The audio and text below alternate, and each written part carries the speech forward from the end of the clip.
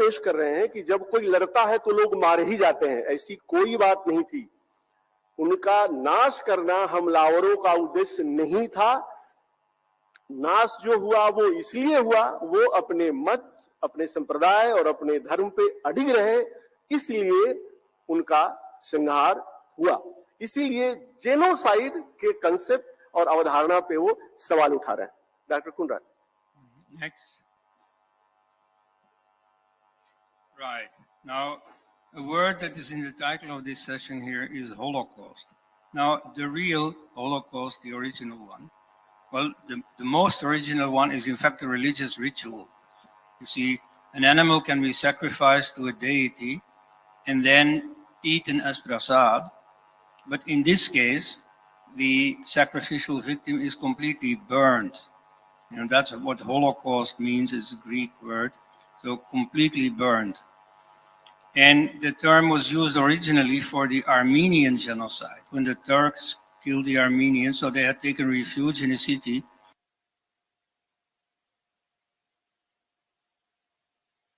The Turks just burned it. And so that was the first Holocaust. But soon after, the word was applied systematically for what happened to the Jews under the Nazis in 1941-44. So the Nazis originally had no plan of killing the Jews, only of eliminating them from Germany or more largely from Europe, namely by emigration. But then during war circumstances, that became difficult. So they sent them to the conquered territories of the Soviet Union, mainly to Belarus. But there in the east, the local commanders didn't know what to do with them. And that gave the idea of a more radical form of elimination. So you get the Holocaust.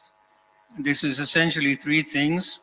It is the killing of Jews through a neck shot behind the lines of the Eastern Front. As they conquered the Soviet Union, more and more population is behind them, and many are saboteurs, are resistance fighters. And so the Jews are, by definition, treated as resistance fighters, even if they do no fighting. Then the second is the camps in Poland in order to dispose of the Polish Jews, about 3 million, like Sobibor, Treblinka. Those camps functioned very successfully, so to speak, and were then deconstructed, dismantled to destroy the evidence. And then the third one is Auschwitz. That's a more complex situation. Auschwitz was not devised as an extermination camp.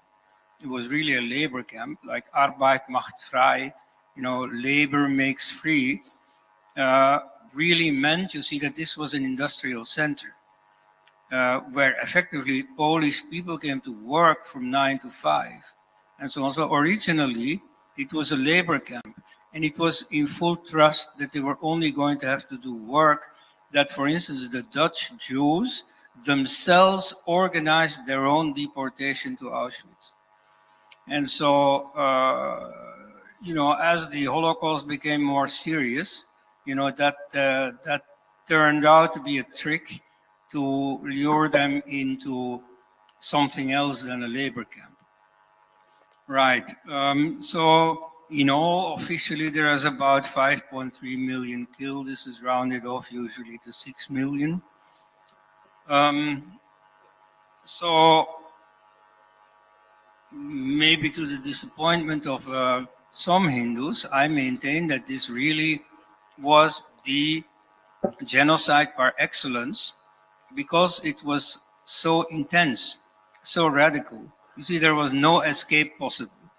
For instance, many Jews tried to escape by quickly converting to Christianity. Now, that didn't count for the Nazis. You were born a Jew and there was no escape. So that's the difference with the Hindu situation, as I will see more closely. So that makes it the genocide par excellence. Next. Doctor Konrad ये कह रहे हैं कि सबसे पहले जो शुरू हुआ ये जेनोसाइड, ये आर्मेनियंस का हुआ, जो तुर्कों ने किया था, और ये मजहबी रास्ते से हुआ था। और उसके बाद यहूदियों का हुआ, और यहूदियों के नरसंहार को लेकर वो कहते हैं कि जो लोग जो यहूदी क्रिश्चियन हो भी गए थे, उन लोगों को भी नहीं बख्शा गया। मतलब ये था कि अगर आप जन्मजात यहूदी हैं तो फिर आपको मारा जाएगा। लेकिन फिर भी वो नरसंहार इसलिए है कि बहुत इंटेंस था। बहुत कम समय में लगभग 50 से 60 लाख यहूदियों को मारा गया था। लेकिन निश्चित रूप से वह सबसे बड़ा नरसंहार या वंशच्छेद या वंशनाश नहीं था, क्योंकि उस पहले जो समय उन्होंने बताया 11वीं सदी से लेकर 16वीं सदी के आरंभ तक करोड़ों हिंदू, बौद्ध, जैन मारे जा चुके थे, जिनका अनुमान 8 से 10 करोड़ तक लगाया गया है। Doctor कुनराड। Right. So this phenomenon of genocide is not all that recent. In ancient history, we also find it back. Now, the classic and most literarily attested case is in the Bible. And of course, there it is questionable to what extent it is historical. Some people say, no, it's only a story. Anyway, it's a story that believers go by. And so it's about Joshua, the successor of Moses, who enters the promised land Canaan, or what is now Palestine or Israel. And there he systematically sets about killing the entire population, men and women included.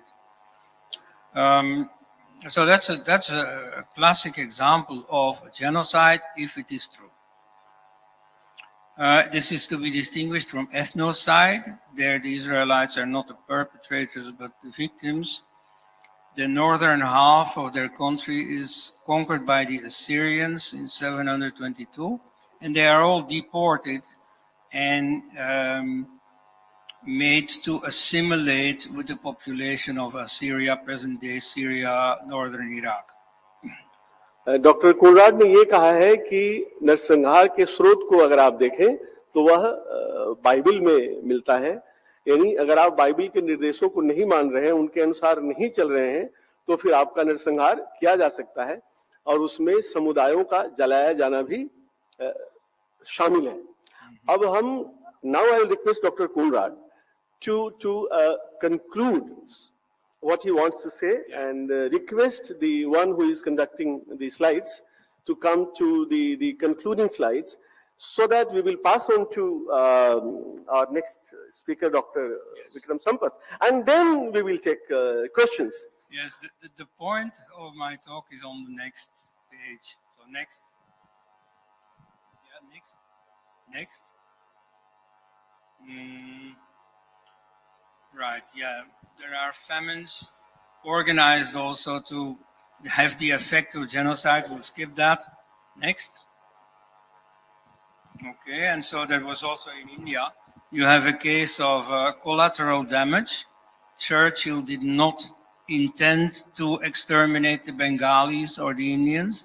Nevertheless, he had that effect because of his conscious decision of not importing grain to India. Anyway, let's skip that. Next. Okay. So you have the Hindu case of mass slaughter. It's very large. It's certainly the largest in history if taken as a whole. Even for the 20th century with the partition and East Bengal massacre, it is already close to the Jewish Holocaust itself in terms of magnitude. Next. Okay, so this is really my point.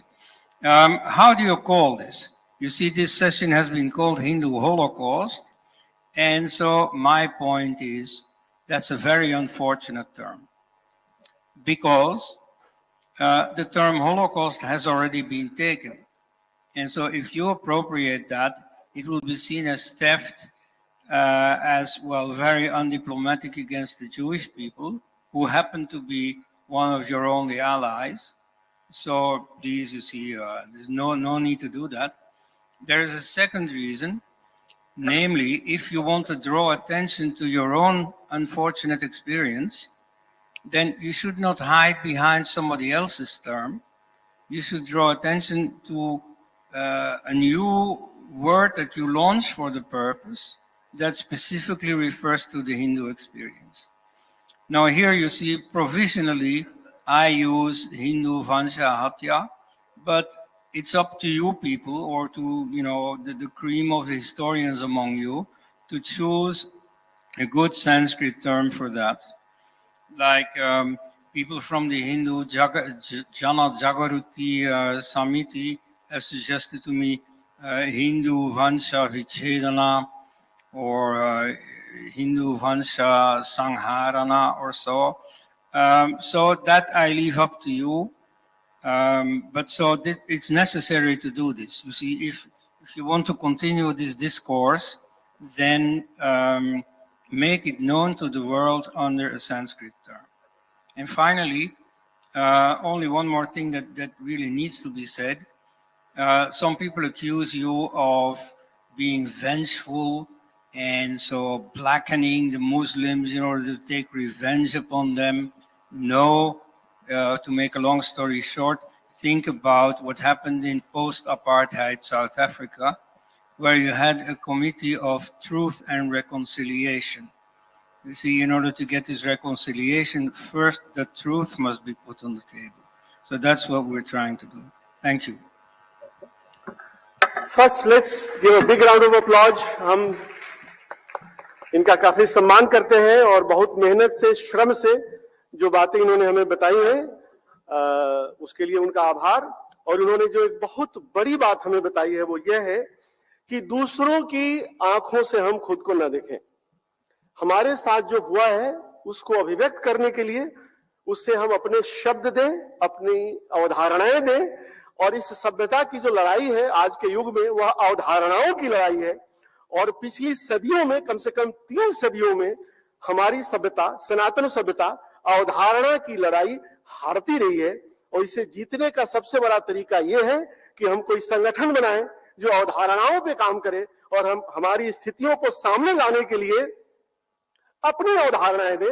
और इसके इन्होंने कुछ विकल्प दिए हैं और कहा है इसको हिंदू वंश विच्छेद कहें, हिंदू वंश संहार कहें, चाहे तो इसको आर्य हत्या कहें, या फिर इस दिशा में सोच करके इससे भी ज्यादा कोई उपयुक्त शब्द जो हमारी जो संस्कृत की शब्दावली है और हमारा संस्कृत का विश्वकोश है वहां से हम ले सकते हैं। ले दे के जो इन्होंने कहा है वो ये है कि उम्र भर गालिब ये भूल करता रहा, धूल चेहरे पे थी आईना साफ करता रहा।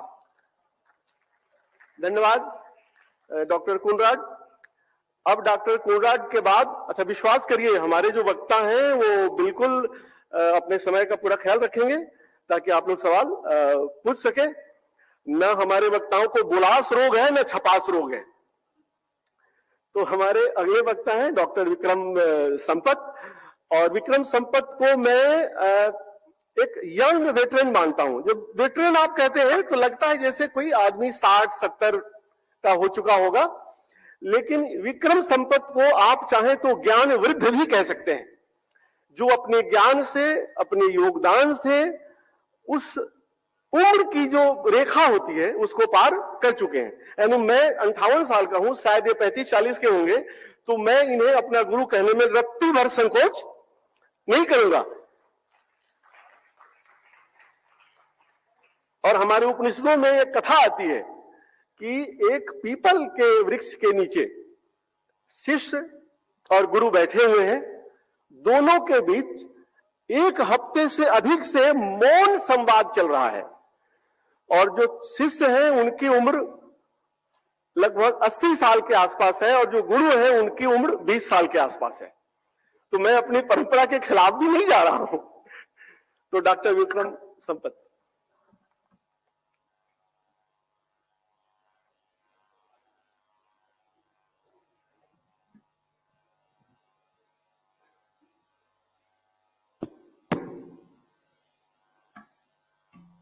हर हर महादेव, जय विश्वनाथ। हर हर महादेव। पहले तो मैं दक्षिण भारत से आता हूँ।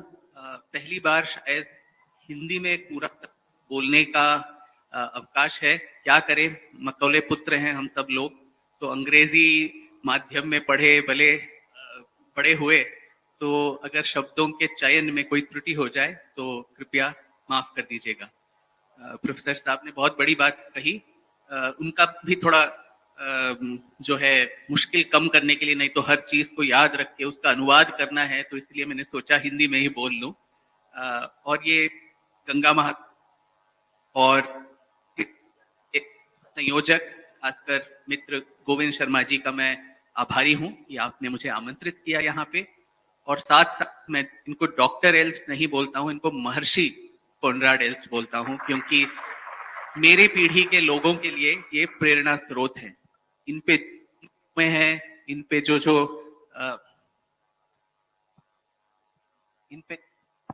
इन पे जिस तरह के हमले होते रहते हैं वो ऑलरेडी हमने देख चुके हैं, तो इसलिए उससे हम सीख सकते हैं, क्योंकि जो विपक्षी दल है उसके पैंतरे बहुत ही सामान्य होते हैं, the same kind of attacks. तो एक बार अपने पिछले जनरेशन को अगर हम देख लें कि उन्होंने इसका कैसा मुकाबला किया, तो अपना काम थोड़ा आसान हो जाता है। मैं डॉक्टर एल्स से पूरी तरह से इत्तेफाक रखता हूं कि इस शब्द का चयन होलोकॉस्ट हमें नहीं करना चाहिए।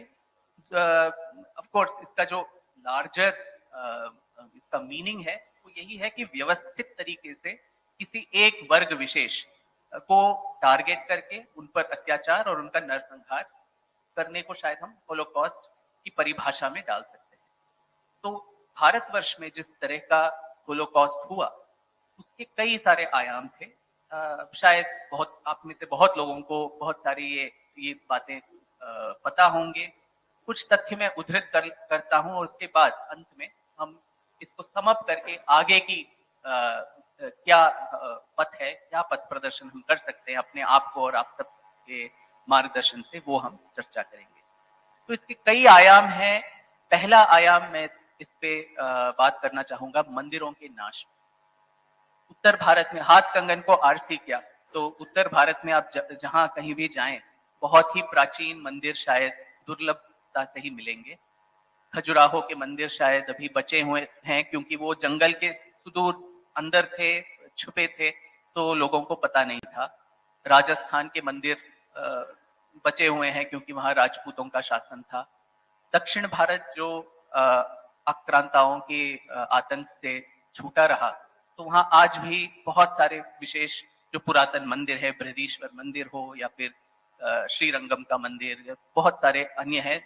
हालांकि मेरे राज्य कर्नाटक से भी हम्पी के रूइंस आज भी हैं, खंडहर, और बेलूर और हलेबीड, यहाँ भी मूर्तियों को छिद्र किया गया है। सीताराम जी गोयल जो इस देश के बहुत महान इतिहासकार रह चुके हैं, उन्होंने अपने बहुत ही अच्छी तरह से संशोधित किताब Hindu temples what happened to them, उसमें लिखा है कि 40,000 से ज्यादा मंदिरों का नाश इस देश में हुआ है, और उसका पूरा बखान वो देते हैं। और हाल ही में डॉक्टर मीनाक्षी जैन ने भी एक बहुत ही सुंदर किताब लिखा है, फ्लाइट ऑफ हिंदू डेटीज। मैं आग्रह करता हूं यहाँ बैठे सभी लोगों का कि इन किताबों को जरूर पढ़ें, क्योंकि इनमें जो ज्ञान है उसी से ज्ञानम परमम बलम। अगर हम ऐसे ही रेटोरिक से बातें न करें, जो तथ्य हैं, जो फैक्ट्स हैं, उनके बेसिस पे हम अपने जो आर्ग्यूमेंट्स हैं उनको पुख्ता करें।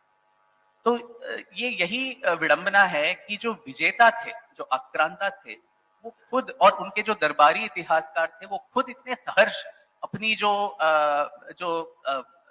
एक्सप्लॉइट थे कि मंदिरों को तोड़ा, ये किया, वो किया, वो खुद अपने ही क्रॉनिकल्स में, जैसे एल्ट साहब ने बताया, अपने ही क्रॉनिकल्स में फारसी में वो दर्ज करते हैं।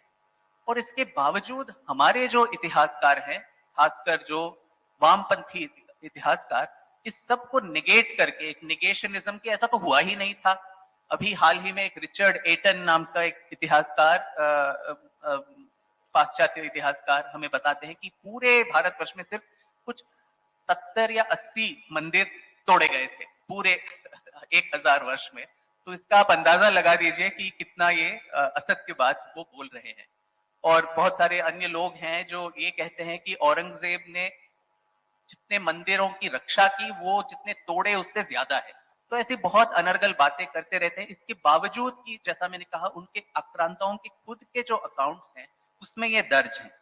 एक बहुत ही इम्पोर्टेंट बात बार बार कही जाती है, रोमिला थापर जैसे इतिहासकार भी, कि ये मंदिरों पे जो अटैक था उस पे इसमें कोई धार्मिक भाव नहीं था। ये धन के लाभ के लिए, लोभ के लिए आक्रांता कर रहे थे। और महमूद गजनी का भी वो हवाला देते हैं कि वो सोमनाथ मंदिर का नाश इसलिए नहीं किया कि वो हमारे भगवान का मंदिर था, पर क्योंकि वहां पे बहुत धन था।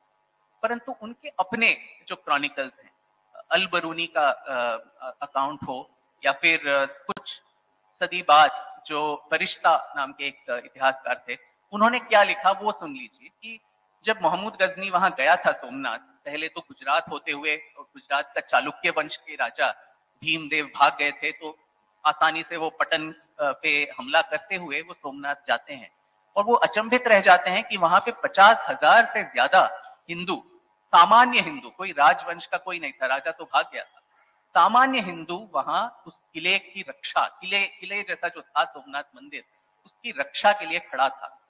और 5 या 6 दिन लगे महमूद गजनी को इन सारे हिंदुओं को मारने में। इतनी उन्होंने प्रतिरक्षा की अपने मंदिर और अपने भगवान का।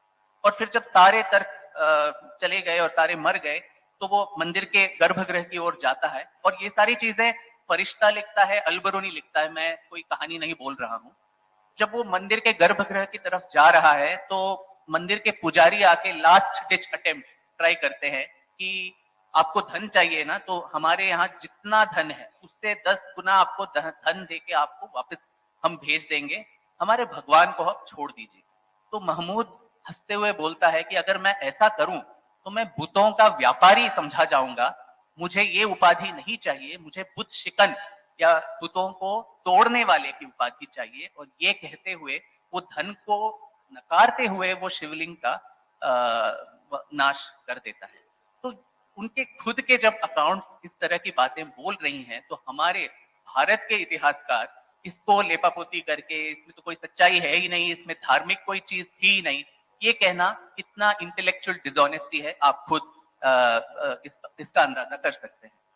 और पूरे दिल्ली सल्तनत के बाद आप देखें तो मैक्सिमम क्या है कि शायद हम बोलेंगे कि अकबर के जमाने में थोड़े सहिष्णु थे, शायद वो जिन्ने इलाही वो सब शुरू किया।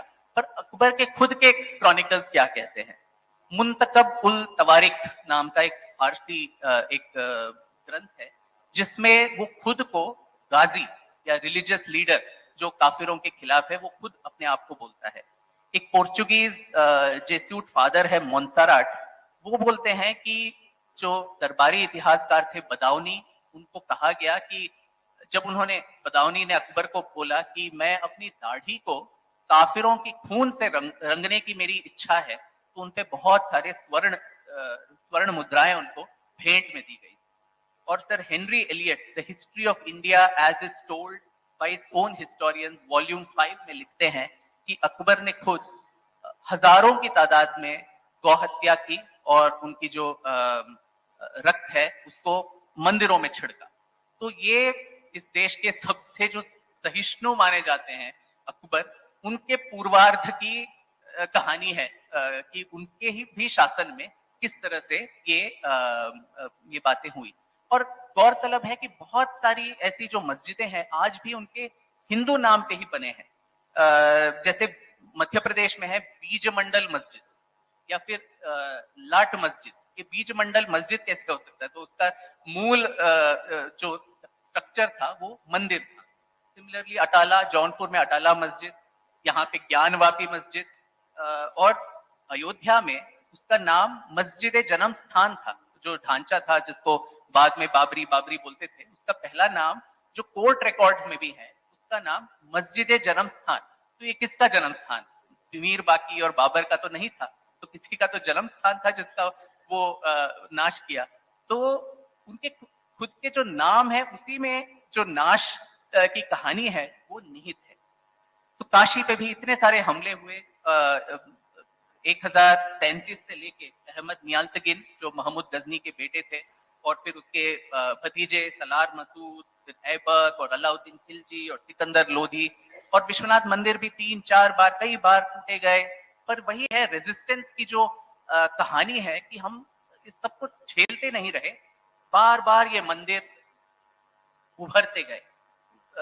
जो मूर्तियां थी, प्रतिमाएं थी जो हमारे लिए सीक्रेट थी, उनको दफन कर दिया गया। बहुत सारी मूर्तियां एक जगह से दूसरी जगह ले जाए गए। यहाँ पे कुएं में उसको रख के पूजा होती थी चोरी छुपे, पर पूजा अविरल चलती थी। तो ये एक आयाम है मंदिरों के नाश। दूसरे बहुत जल्दी जल्दी संक्षेप में मैं बोल दूंगा। हमारे प्लेसेस ऑफ लर्निंग, जो हमारे विश्वविद्यालय हैं, हमारे पुस्तकालय हैं, हमारे ज्ञान का भंडार जो है, ट्रेडिशनल नॉलेज सिस्टम, उसको किस तरह से नाश किया जाए। तो नालंदा, विक्रमशिला, तक्षशिला, ये सारे जो विश्वविद्यालय हैं उनको किस तरह से धराशायी कर दिया गया। और 1193 से 97 मिनहाज सिराज बोलते हैं फारसी एक क्रॉनिकलर कि बख्तियार खिलजी ने वहां पे जो हमला किया नालंदा में, 90 लाख पांडुलिपियों का नाश वहां हुआ। उनको जला दिए गए। बहुत सारे जो भिक्षु थे, बौद्ध भिक्षु और ब्राह्मण, उनको मार दिए गए। इतना कि वो बोलते हैं कि उन पांडुलिपियों को पढ़ने के लिए कोई नहीं था कि उसको समझें कि उसमें लिखा क्या है। तो इससे जो उनके हाथ में आया सब जला दिया। और 5-6 महीने वो नालंदा यूनिवर्सिटी जलता रहा। इतनी सारी भंडार वहां पे था जिसका नाश वहां कर दिया गया। और विडंबना ये है इस देश का कि वहां के बाहर का जो स्टेशन है उसका नाम आज भी बख्तियारपुर स्टेशन हम रखते हैं। एक ऐसे आक्रांता का जिसने हमारे विश्वविद्यालयों का, हमारे जो ज्ञान स्रोत है उसका नाश किया, उसका महिमा मंडन करते हुए हम उसको बख्तियारपुर स्टेशन बोलते हैं। तीसरा आयाम हत्या, जो एल्ट साहब ने बहुत विस्तार से बोला। तैमूर ने बहुत शान से बोला था कि मेरा एक टारगेट है कि हर रोज मैं 1 लाख काफिरों की हत्या करूंगा। और ये जो बहमणी सुल्तान थे, शायद वो थोड़ा और सहिष्णु थे, उन्होंने टारगेट एक्सटेंड करके बोला था कि 1 साल में हम 1 लाख काफिरों की हत्या करेंगे। हिंदू कुश जो माउंटेन रेंज था उसका नाम भी कैसे पड़ा। वहां पे हिंदू कपालों की ऑलमोस्ट इतनी सारी भीड़ वहां लग गई थी कि वहां Hindu the mountains of Hindu slaughter, that is the actual meaning of the Hindu Kush mountains. और बहुत सारे ऐसे वहशी दरिंदे रूलर्स भी आए, जैसे जो शाहमीरी वंश के 15वीं शताब्दी के सिकंदर कुच्छिकान, जिन्होंने हिंदुओं और बौद्धों का वध बहुत एक मास स्लॉटर किया। बहुत वहां बीज तिहारा। और ललितादित्य ने जो मार्तांड सन टेम्पल निर्मित किया था उसको कश्मीर में उसको ध्वंस किया। और कहा जाता है कि 7 टीले जनेऊ जला दिए गए थे वहां पे। और ये जनेऊ उन कश्मीरी ब्राह्मणों का था जिनको पकड़ के सिकंदर बुच्छिकन ने मार डाले। और उनके जनेऊ 7 टीले भर के जनेऊ वहां पे उनका एक होलिका दहन उन्होंने करवाया। तो ऐसे बहुत सारे तथ्य हमारे पास हैं। 5वां आयाम की तरफ मैं बढ़ता हूं, जो स्लेवरी जिसका जिक्र उन्होंने किया कि इब्न बटूटा एक मोरक्कन यात्री हैं जो तुगलक जमाने में आते हैं। वो बोलते हैं कि हिंदुस्तान में जिस तरह का स्लेव ट्रेड और जिस बर्बरता से लोगों के साथ व्यवहार हुआ वो पूरे विश्व में उन्होंने कहीं नहीं देखा। तो ये हमारे लोग नहीं थे, जो बाहर से लोग आ रहे थे, जो ट्रैवलर्स थे, वो अपने अकाउंट्स में उसका बखान करते हैं। और ये कहते हुए मेरा खून खौलता है कि अफगानिस्तान के गजनी में एक स्तंभ है जिसपे लिखा है कि दुख्तरे हिंदुस्तान नीलामे 2 दिनार। जिसका क्या मतलब है कि यहाँ पे 2 दिनार में दुख्तरे हिंदुस्तान की स्त्रियों की नीलामी होती है। पेटियों की नीलामी होती है। 4 लाख से ज्यादा हिंदू स्त्रियों का वहां व्यापार हुआ। अपने से बहुत अधेड़ उम्र के लोगों के काम और वासना के शिकार ये लोग बने। और इसका हमारे इतिहास के पन्नों में कोई इसका जिक्र नहीं है। ऐसा हुआ ही नहीं, लेपापोती कर लो। और इसका समाज पे बहुत सारे असर पड़े।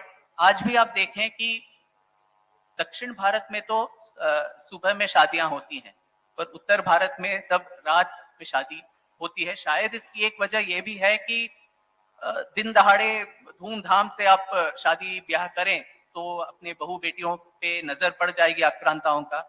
तो चोरी छुपे, तब तो बिजली भी नहीं थी, तो रात के अंधकार में चोरी छुपे किसी तरह शादी निपटा लो ताकि वो हो जाए, किसी को पता भी ना चले।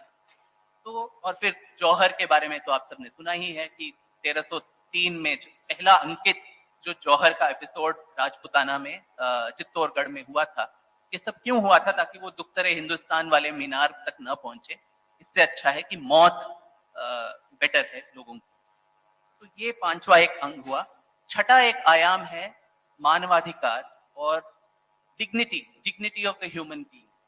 तो चार जो स्कूल हैं, हनाफी, शाफी, मलिकी और हनबली, जो इस्लामिक जूरिस्प्रूडेंस के, तो बहुत सारे जो सुल्तान थे वो धीरे धीरे, जैसे डॉक्टर एल्ड्स ने बताया कि the genocide was not always the killing was not the objective, कि किसी तरह उनका धर्मांतरण करें, और अगर वो न माने तो उनको जिम्मी या जिम्मी के तौर पे उन पे 20-25 बहुत ही ह्यूमिलिएटिंग कंडीशंस उन पे डाले गए कि अगर कोई मुसलमान आता है तो उनके सामने आपको बैठने की इजाजत नहीं है, वो अगर थूके तो आप अपना मुंह खोल के खड़े रहें, और बहुत सारी ऐसी जो बेसिक ह्यूमन डिग्निटी है वो भी आपसे निकाल दिया जाए। और फिर जजिया, जो आप हिंदू होने के लिए टैक्स पे करें, जो एक्सेसिव टैक्सेशन था। साथ ही खर्च, जो लैंड रेवेन्यू का ऑलमोस्ट 50% खर्च टैक्स पे करना पड़ता था, जब भी मुसलमानों को सिर्फ वो ज़कर और उशर जो सिर्फ 10% के टैक्स थे। तो दस्तावेज ये कहते हैं कि औरंगजेब के शासन के अंत तक जजिया इस देश के ऑलमोस्ट 15% जो राष्ट्र का रेवेन्यू था उसका एक हिस्सा बन गया। सातवां आयाम है अर्थव्यवस्था का, उस पर क्या असर पड़ा। तो जैसे एड साहब ने बताया, फैमिन हर जगह जो करवाए गए, ताजमहल की भी निर्मिति उस समय हुआ जब शाहजहां अहमद शाही, जो दक्कन में अहमद शाही सुल्तान थे, उन पे आक्रमण करता है, और उसी दौरान सारे के सारे जो खेत खलिहान है उसको आग लगा देता है, और बहुत सारे लोग, 60% से भी ज्यादा लोग बिना अन्न के मर जाते हैं फैमिन में। उस वक्त जब देश ऐसे दौर से गुजर रहा था, उसी वक्त वहां पे ताजमहल का निर्माण किया था। और मजे की बात यह है कि जो वामपंथी इतिहासकार खुद हैं, जैसे तपन रॉय चौधरी हो या इरफान हबीब, उनके किताब है the Cambridge economic history of India, उसमें वो खुद उल्लेख करते हैं कि जो मुगल शासक थे वो एक्सटॉर्शनिस्ट थे, मतलब लुटेरे, जो लोगों से छीनने वाले लोग थे। उनके खुद के आज के इतिहासकार वो भी इसका बखान करते हैं। और साथ में एक और चीज हमें बार बार बोला जाता है कि जबकि ब्रिटिश साम्राज्य ने हमारे देश का जो भी संपत्ति था वो बाहर वो ले गए, जबकि मुगलों के शासन में सारा धन यहीं पे देश की उन्नति के लिए उसका उपयोग किया गया। ये भी सरासर झूठ है, क्योंकि आंकड़े इसका मैं बोल रहा हूँ।